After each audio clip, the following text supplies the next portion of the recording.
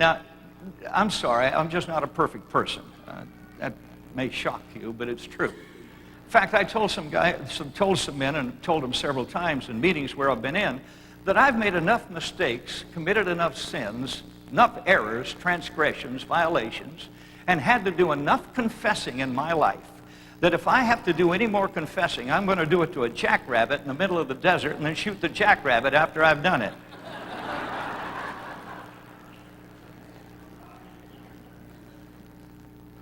But my wife forgave me.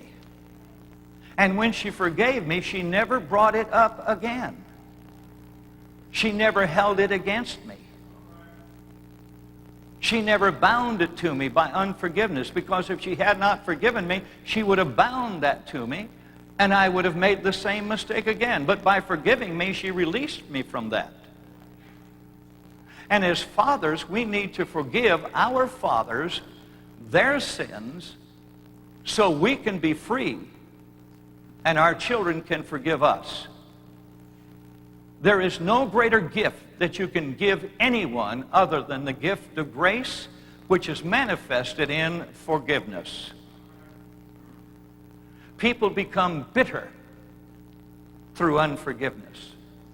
Roots of bitterness spring up in people because they don't want to forgive, and they hold a stronghold in their mind, and they take pleasure in remembering with animosity, or remembering with grudging, or remembering with envy what that person did to them. And first thing you know, they've got a mental stronghold that is ruining their life, and it comes out of a root of bitterness that's caused by unforgiveness.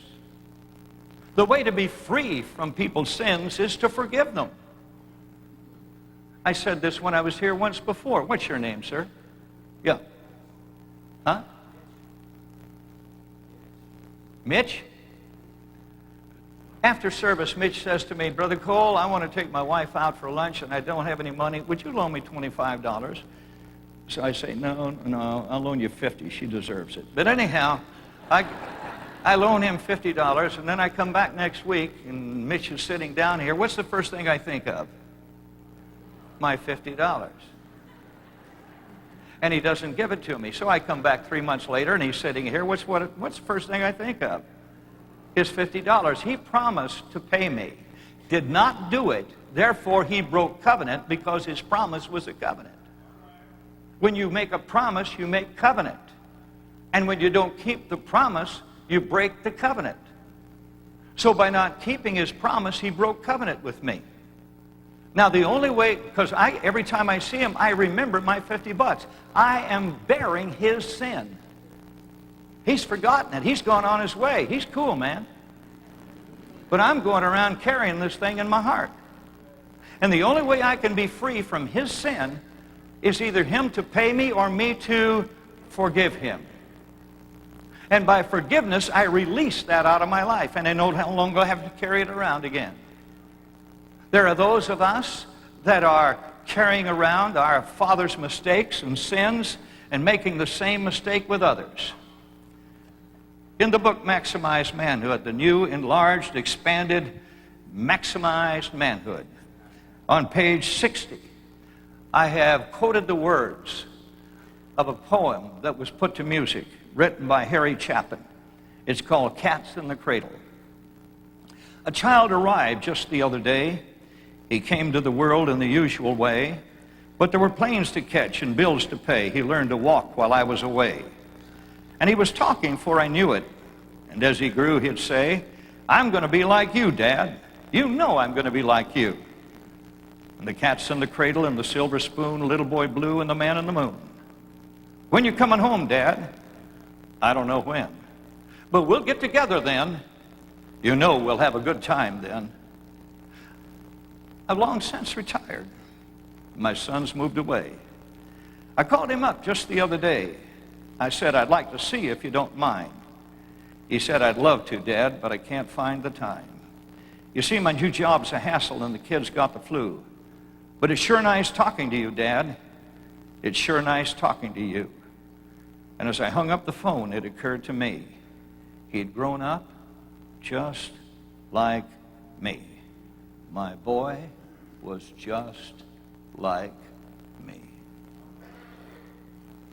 The Apostle Paul wrote and gave the formula for a father. He said, follow me as I follow Christ. The realization that your son is going to grow up to be like you should cause you the utmost concern. Because most of us love ourselves. In fact, all of us do. We just don't like ourselves sometimes. Alan lives in Tulsa, Oklahoma. He brought his 11-year-old or 12-year-old son to one of our meetings. When the altar call was made, and I had taught on this subject of forgiveness and quoted the words of Jesus, I looked down at the altar, and here was Alan's son, and Alan standing behind him.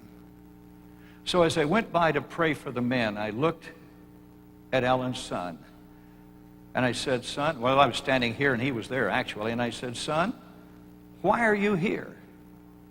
He said, I'm here to forgive God. I said, what? He said, I'm here to forgive God.